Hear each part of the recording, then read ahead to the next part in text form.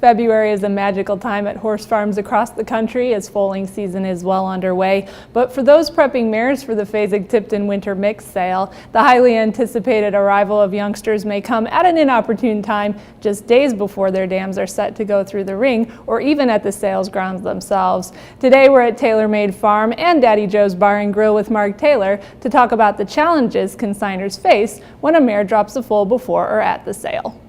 You know, for those owners, I think there's a lot of anticipation, probably even more than a normal birth, because they're like, you know, what am I going to get? And it's going to have an immediate impact maybe on my return on investment, depending on how the foal looks when it comes out. So it's the normal, you know, excitement leading up, but then there's a little bit more of just the baby kind of needs to look good starting from day one, which a lot of times they don't, you know, so you're hoping it just comes out, all the legs are going in the right direction, and the foal's presentable to show. So if they foal before the sale, I think that it's very normal on the farm. They go through the normal protocol and processes of just helping that baby get through the initial hours and couple days after birth and getting its strength up, getting it outside, you know, just acclimated to being with mom, nursing good, all that kind of stuff.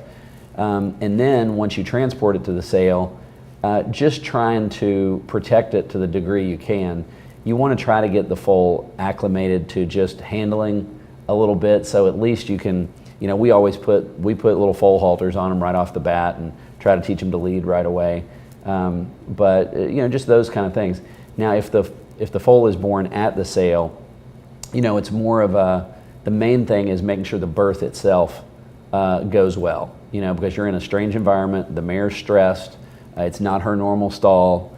So you need to have a really experienced night watchman that knows about foaling, and you know, ideally have your vet on call where they can come there if anything is not going just right according to plan. Now, just like a mom packing for the hospital, TaylorMade has a foaling kit either here at the farm or that goes to the sale. Tell us a little bit about what's included in that.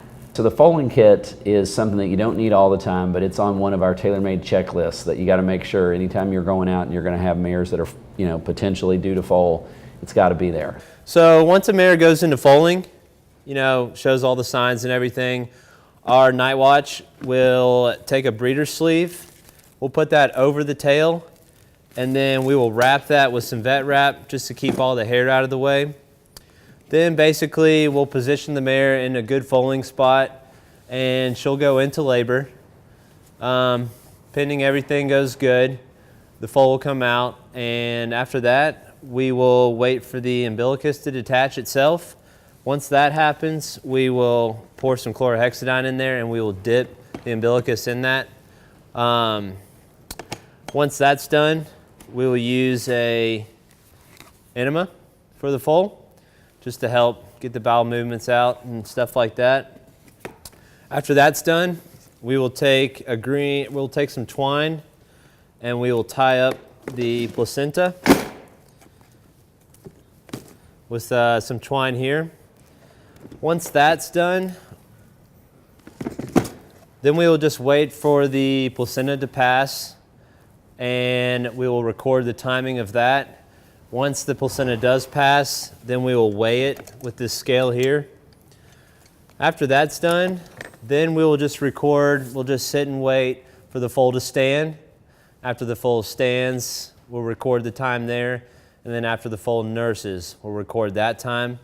During that, the crew in the barn will wash the mare's basically bottom half. Anywhere where the foal will try and nurse, we'll wash with chlorhexidine just to make sure everything's clean and sterile there.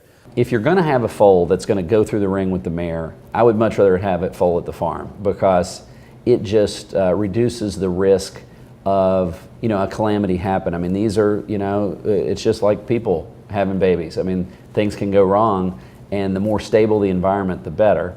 But we always are prepared in case it's there. As far as the marketing of the foal, I think it really depends. In this business, people love to buy hope and blue sky, right? So if the mama's walking around and she's big and in foal and she looks like she's getting ready to have it any day, a lot of times there's this built-in optimism. Oh man, she's carrying big. She looks like she could have a big, good foal, and it gets people's momentum up.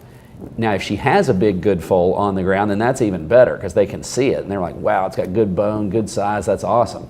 But a lot of foals don't start off like that, and they might catch up later on and be a really nice weanling or yearling, but starting off they're a little scrawny, let's say, doesn't quite have enough birth weight that you would really want. Maybe its legs are windswept or going this way or that way. And all those things, as we know, my dad used to always say, just, clean air, green grass, and sunshine will fix a lot of that stuff. But if you're trying to get somebody to spend their hard-earned money, they would either rather dream about what they might get or see something really good. If they have to have enough imagination to get past a foal that looks a little scrawny and crooked, that's a major negative, I would say. If the owner decides to scratch, which might be the case if you said, hey, this is not a bad foal. I mean, it's probably going to be fine, but right now it's not going to make a great first impression. I have seen a lot of people say, hey, let's just take her out, let's breed her. But having said that, one thing to understand about the market is, obviously the mares which are foaling on the grounds are going to be in the January and February sale. A higher percentage of those mares are mares that people are culling, or they don't deem them to be quite good enough to keep in their program. It doesn't mean they're not quality, but maybe they're just not exactly the quality of this particular breeder. So a lot of times there's a pretty strong desire to sell, and unless they just think it's really gonna hurt the price or it's not the right thing to do for the horse, most of the time they're gonna go through the ring. If the mare foals before the sale or at the sale, when we fill out the paperwork, the buyer will be the breeder, because that's their right in any other environment when they were buying a pregnant mare. So if you took that away from them, it's just a real, it takes away one of your marketing tools, I mean, why would somebody want to go buy a mare just because she's foaled? They don't get any breeders' awards, they don't get any notoriety if the horse runs great, so that's really the right of the buyer is the way we look at it, and we always make sure that there's an understanding with the seller beforehand that when the paperwork's filled out, the new owner will be the breeder. Talk about the February sale in general. What attracted TaylorMade to this market? Why do you guys feel it's vital to sell here?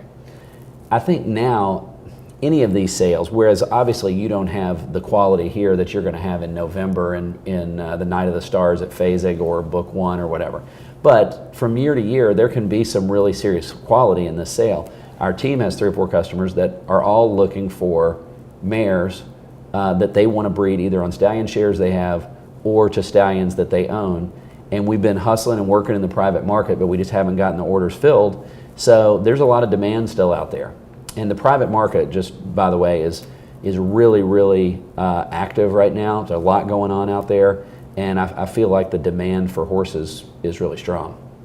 Strength in the market should continue at the February sale, which begins Monday at 10 a.m. at the Newtown Paddocks in Lexington, and we'll be there with industry-leading coverage at BloodHorse.com and in BloodHorse Daily.